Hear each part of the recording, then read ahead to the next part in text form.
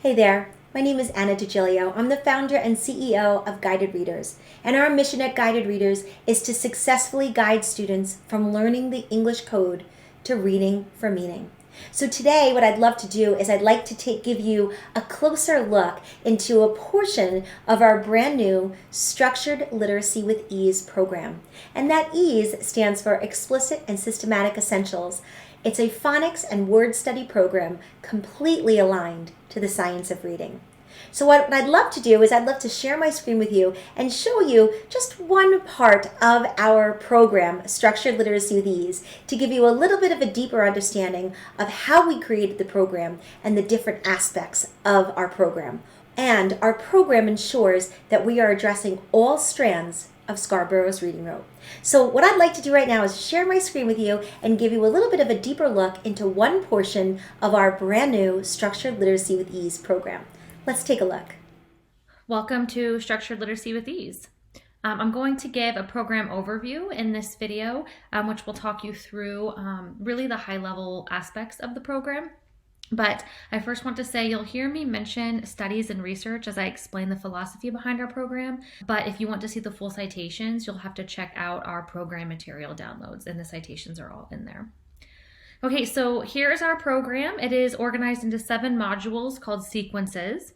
The sequences are not correlated to specific grades, but instead are flexible so teachers can use them to meet individual learners' needs.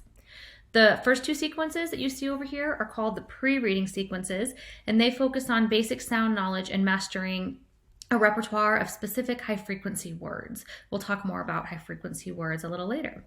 In the reading sequences, sequences 1 through 4, early lessons focus on introductory phonics skills such as consonant and short vowel sounds, whereas later sequences focus on more advanced graphemes and rules. The final sequence is called the Supplemental Sequence, and it includes many lessons that can be used to teach concepts that are not as common but might arise as teachers are working with students. These lessons do not have accompanying books in this sequence. So teachers really pull the mini lessons out of it and use them as they need throughout the rest of the program. One thing to note is that teachers can pull lessons from previous sequences when they need to go back or reinforce a skill, but they should not jump ahead. Jumping ahead would jeopardize the sequential nature of the learning in this program. The program is meant to be flexible, so users can use it within existing scopes and sequences. Some teachers have to adhere to other kind of progressions of skills, and it's meant that they can grab what they need, again, so long as they're not jumping forward, because that would jeopardize the sequence in which kids learn the material. The sequence materials, as you can see here, are color-coded for easy organization and reference. So here is a key to understanding which sequences we're looking at. And you'll see this graphic at the top of the following slides so you know where we are in the program overview and its components. The next thing we look at here are the 4 skill categories that you'll notice throughout the program. This bar at the top really helps you to see that we're talking about the reading sequences here. So the sound sequence and readiness sequence and supplemental sequence are kind of blocked out on this view because they have different lesson plans. But in these reading sequences, you will see 4 different skills that are addressed. They are isolated sounds, spelling rules, affixes, and syllable types and division rules. So once a teacher determines which sequence is best to start their students, we recommend teaching the skills sequentially and explicitly, as the skills in each sequence, they build in spiral from what was previously taught. Good decoding skills have a direct impact on spelling, reading comprehension, and writing, so even fluent readers can benefit from explicitly learning to decode using the focus skill. We've created each lesson to focus explicitly on a targeted phonics skill that falls into one of these categories you see in front of you. And with each of these categories, there are slightly different lesson templates and approaches. The 4-day lesson plan that you see here will be what you typically see in an isolated sounds lesson, a spelling rules lesson, an affixes lesson, and a syllable division rules lesson. Whereas you're going to see a 1-day lesson plan in a syllable type lesson, where it's just quickly introducing one of the 7 syllable types. And then you're going to see a 2-day lesson plan for a syllable sort. So those will be the differences in the times you won't see a 4-day lesson. Of course, all of our 4-day lessons do come with a book so that students can get that authentic reading experience after and while they're learning the skills. This slide shows the levels of instruction for differentiation. This is just a sample. It is for those teachers who wonder how they can reach different learners in this program. So again, if the whole class is on the same skill, sometimes we do see that happen. If the whole class is on the same skill, you still might have different ways to approach it based on the support that your students need. So looking at this sample schedule, this is assuming a 4-day lesson plan. You'll see in this chart, it's a tiering schedule so that you can imagine Group A requires the maximum instruction, Group B requires moderate instruction, and Group C requires the minimum instruction. And you might choose to do your schedule in this way. You might choose, for those who need the most instruction, to stick with day 1 activities all week because those are going to be where skills are introduced and where they're learning new language and they're explicitly being taught, whether it's a spelling rule or the meaning of an affix. They can really stick with those until day 4, until their 5th day of instruction. That would become the day 4 lesson because that is where the check-ins are, the quick check-ins that we'll talk more about later, but also it is where comprehension skills are assessed. So in the case of this, day 2 is actually where they get their book to read. So students couldn't complete the day 4 comprehension activities without having read the book. So we envision in this sample schedule that the book has been possibly read aloud to them at some point during this week, and or reading the book was part of the instruction, but they really stuck with the day 1 activities. Group B, the one with the moderate instruction, they might repeat day 1 and 2 a couple of times. And of course, day 2 is where they get the book. And then day 4, they do their quick check and they do their comprehension and vocabulary activities, which we'll dive into more later. And then Group C is our group that requires minimal instruction.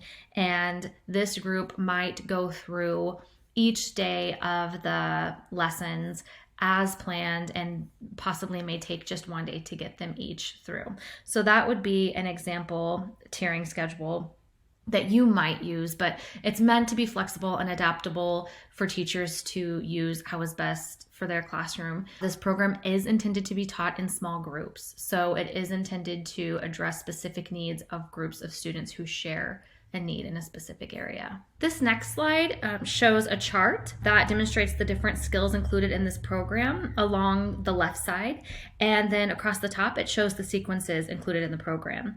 So if the skill is addressed in a specific sequence, there are notes explaining how it's addressed. We'll go over this in more depth later, and once you have a program overview, this will be a really useful tool in seeing the progressions of skills across the sequences because there are changes as students progress in the program. So now we're going to take a deeper dive into each of the sequences, but still this is considered an overview, so you're not getting a granular level of understanding, but more kind of the 30,000 foot view of what each sequence has to offer. So remember, the first 2 sequences are pre-reading sequences. We don't consider students readers at this point, or, and certainly not decoding text. They might be decoding single words, but these are the pre-reading sequences that help students build basic sound knowledge and fluency with the most critical high-frequency words. These sequences do not include books, but instead have activities that help prepare them to read. The first of the pre-reading sequences, of course, is the sound sequence. This shows a snapshot of the sound sequence, which covers basic consonant and short vowel sounds,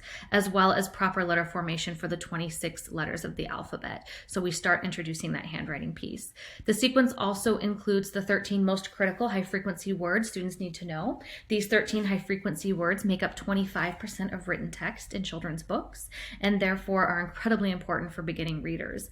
You'll see in this little snapshot of the sequence, the 13 words are shown, 1 per lesson that kids focus on, and they repeat. So they're getting them twice in the course of this sequence.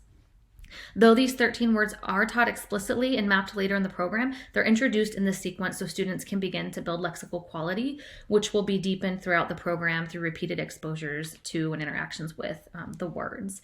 So the lessons in this sequence, this little list over on the left tells us what's focused on. And again, it's the sounds, basic consonant sounds and short vowel sounds and their placement in words. So if we're studying the sound S and we have them look at a picture of skin. We ask them where they hear the sound, the beginning, middle, or the end, and they hear it at the beginning. And then the high frequency words we're focused on in this sequence are those first 13. So this gives you that overview here. And the lesson plans in this sequence are 2-day lessons. So you can see here a little snapshot example, but this whole sequence includes 2-day lessons. Now we're still in the pre-reading sequence. We're just moving into the readiness sequence, and this one is all about high frequency words. So you'll hear a lot more about high frequency words later in this presentation, but you're going to hear a lot here too. So this is something worthy of hearing again.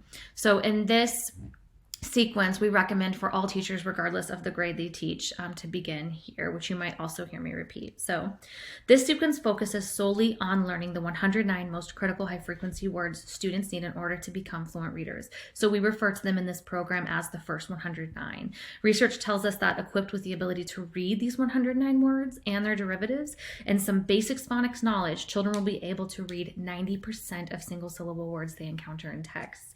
That's very significant, so we wanted to dedicate a sequence to really showing the importance of learning these. So these 109 words, they're words that were adapted from research, and they can also be found on Fry's list, and they're very common on high frequency word lists. So let's spend another minute talking about high frequency words, even though you'll hear more later. One thing that sets this program apart is that high frequency words, both those that are completely decodable, which we call phonetic high frequency words, and irregular high frequency words are taught using orthographic mapping, not through memorization. In this program, we don't ask students to memorize these words.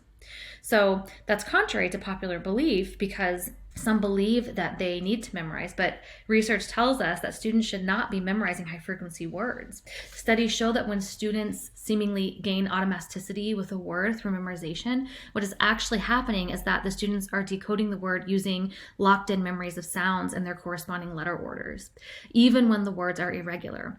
All words have at least some decodable graphemes, even though irregular parts of some words can be decoded if the learner taps into their locked-in memories of similar words. So we put a major focus on that in this program and specifically in this sequence. So with the understanding that even irregular words are decodable, this sequence was built around the explicit instruction of high frequency words through orthographic mapping. According to researchers, again, when we take the spoken word and written word apart and we match the two phonemes and graphemes together, that's how the spelling of a word gets locked into long-term memory, which is orthographic mapping. So using strategic sound warm-ups and mapping writing and reading in this sequence, students are set up for success in learning these 109 words. Another thing that sets our program apart, and you will see more of this a little bit later, but this sequence does not take a one-size-fits-all approach to teaching the 109 words. We have a quick digital assessment that teachers can give about these 109 words, and it will generate for them a list of words that each individual child cannot yet decode from this list, so teachers can create small groups for intensive focus on each word.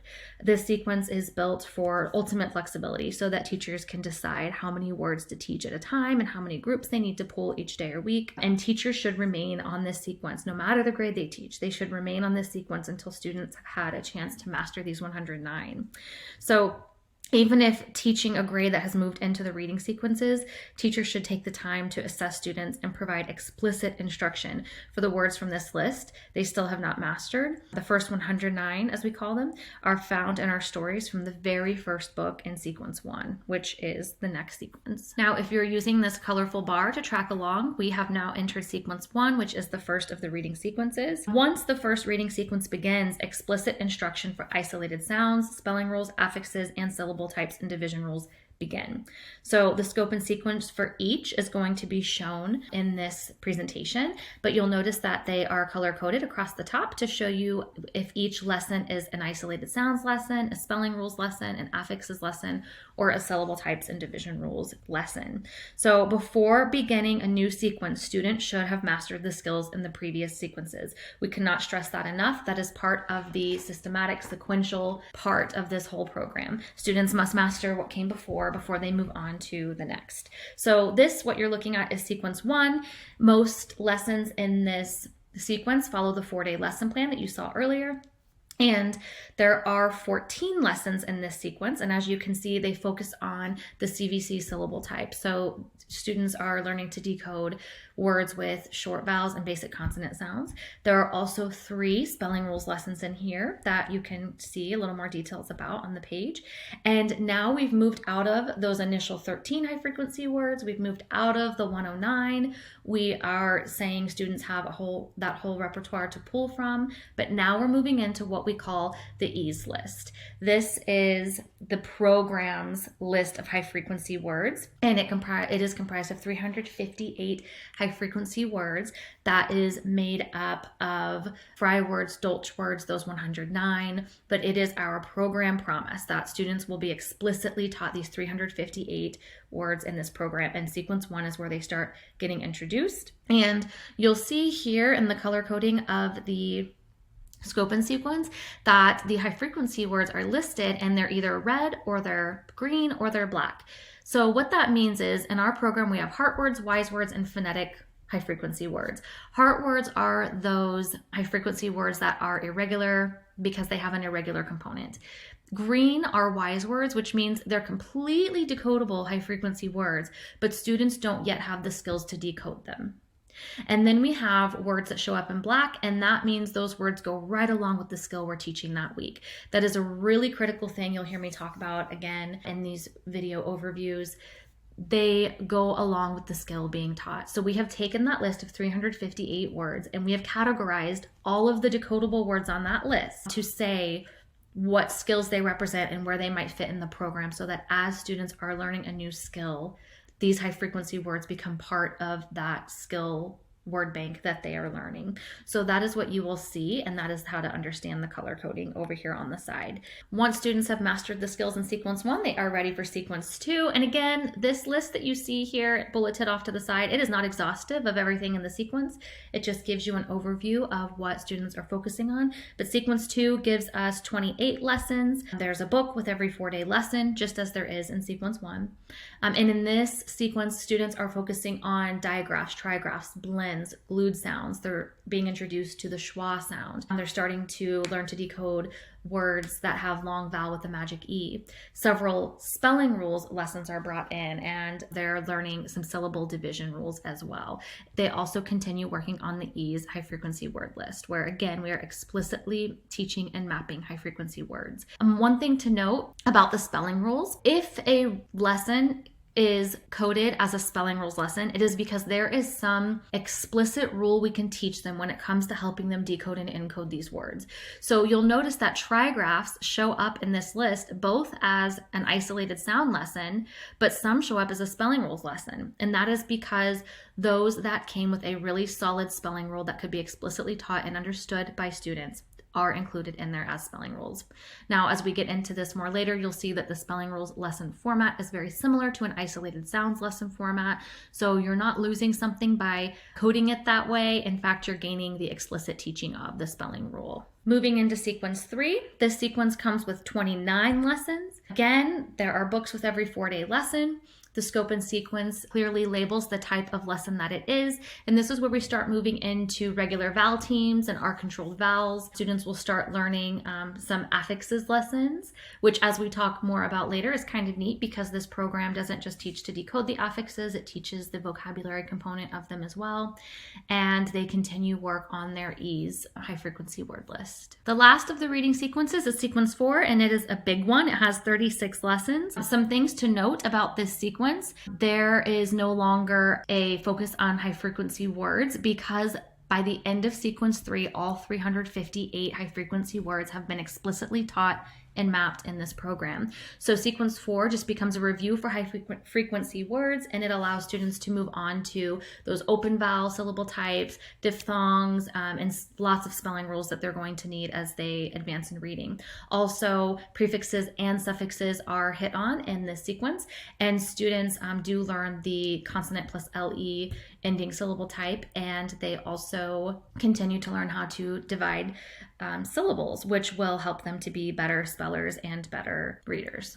Our last sequence, the supplemental sequence, this is only available right now in digital format because this is a living sequence. That means it can be added to over time. So these are possibly lesser utilized or seen skills. So there wasn't a warrant for a 4-day lesson and book dedicated to these skills, but they are included in this sequence with a mini lesson, a 1-day lesson that specifically talks about whether it's the isolated sound, the spelling rule, or the affix.